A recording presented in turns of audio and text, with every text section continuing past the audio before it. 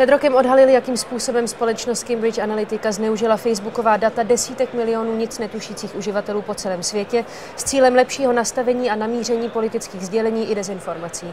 Do Prahy přijel na pozvání Marketing Festivalu. Whistleblower Christopher Wylie, welcome on Daily TV. Cheers, thanks for having me. How do you think of yourself? Are you a hero? No, I'm a whistleblower. And that means that, I've come out to reveal information to the public about wrongdoing that's happened in the American election, in Brexit, and actually all around the world with, a company that was grossly unethical. And my role in that is the messenger. What does it say about yourself? Does it say something about your courage or just a sense of provocation, or what stands behind it? I think because no one else was talking about it, and because I knew about what was going on inside of Cambridge Analytica, and not just that company, but also more broadly, developments in social media and technology that were really concerning that people didn't know about. I was in a position to talk about it, and for me, it was really important that people knew what was happening, and no one else was talking about it. A year ago, you've described yourself as, quote, a gay Canadian vegan who somehow ended up creating Steve Bannon's psychological mindfuck tool. Yeah. On other occasions, you called it a psychological warfare weapon. Yeah. So why did you agree to help setting up such a thing? So I think what's important for people to understand is that a lot of the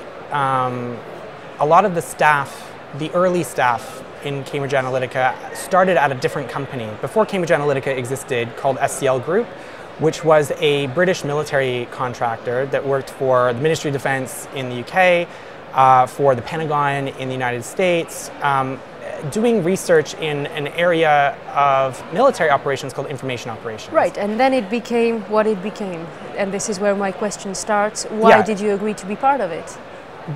Well, if you let me finish. So the company got acquired, right? So we are sitting initially working for the defense of many Western countries on counter-radicalization programs, doing research on the spread of extremism and the proliferation of jihadist messaging on the internet.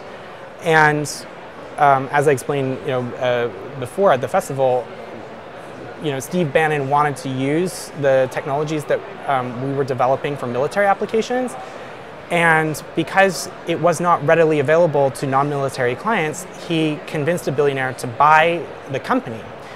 And it was at that point where all of a sudden our directors change, board members change, and instructions change, but the technology was built, the technology was there.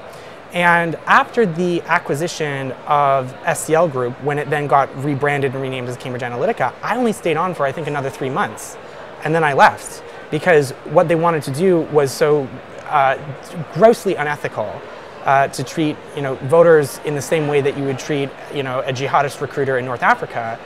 I couldn't continue working, and a lot of people also left with me. So I think what people need to understand is actually Cambridge Analytica, its origins was in a military contractor, which got acquired, and then the work that it was previously doing got repurposed. Now, how can and that's why I do call it a psychological warfare tool, because that's originally what it was supposed to be. How can you be so sure that this tool, this campaign on social media, really played a decisive role?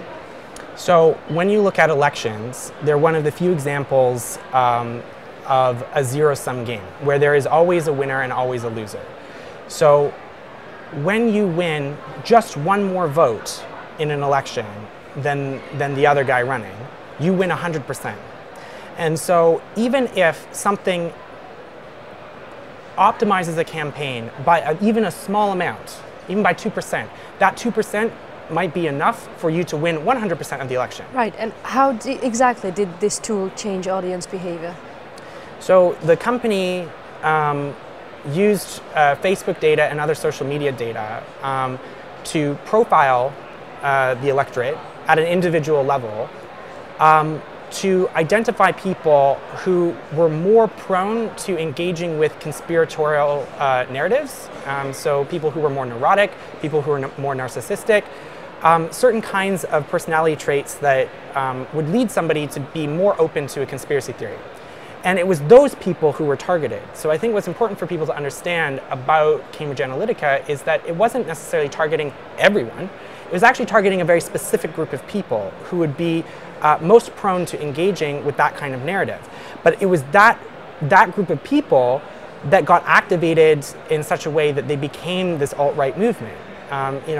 What Steve Bannon did was very calculated in building out the alt-right, targeting people who were more susceptible to conspiracy theories, disseminating a flood of disinformation at these people so that everywhere they turned, they keep seeing these things.